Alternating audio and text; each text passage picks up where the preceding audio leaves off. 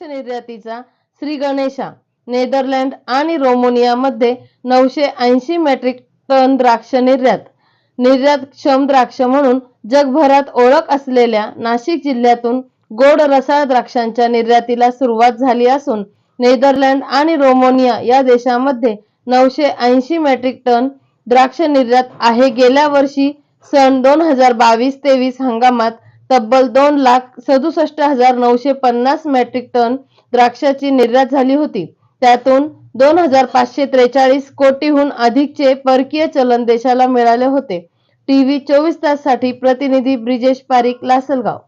नाशिक जिल्ह्यातील द्राक्ष शेती ही एक महत्त्वाची शेती म्हणून मानली जाते आणि चांगल्या उत्पन्नाचा शेतकऱ्यांना आधारस्तंभ असणारा द्राक्ष शेतीचा व्यवसाय हा नाशिक जिल्ह्यामध्ये चांगल्या प्रमाणात होतो। मात्र गेल्या अनेक वर्षांपासून काही अडचणी निर्माण झाल्या द्राक्ष शेतीला। गेल्या वर्षीपासून बघितलं आपण तर निर्यातीची आणि इतर लोकलची द्राक्षांची कंडिशन त्यामानाने चांगली होती, पण बाजारभाव कमी होते।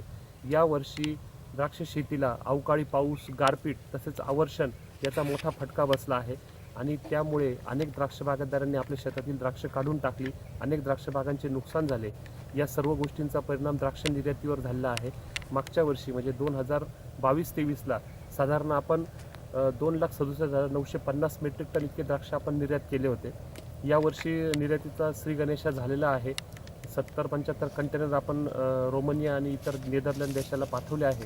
मात्र निश्चितच यावर्षी निर्यातीचं प्रमाण हे कमी राहणार आहे असे एकंदर परिस्थिती आहे आणि भविष्यात द्राक्ष शेतीला परकीय चलनापासून मुकावं लागतं काय अशी एकंदर परिस्थिती आपल्याला या सर्व परिस्थितीमध्ये जाणवते।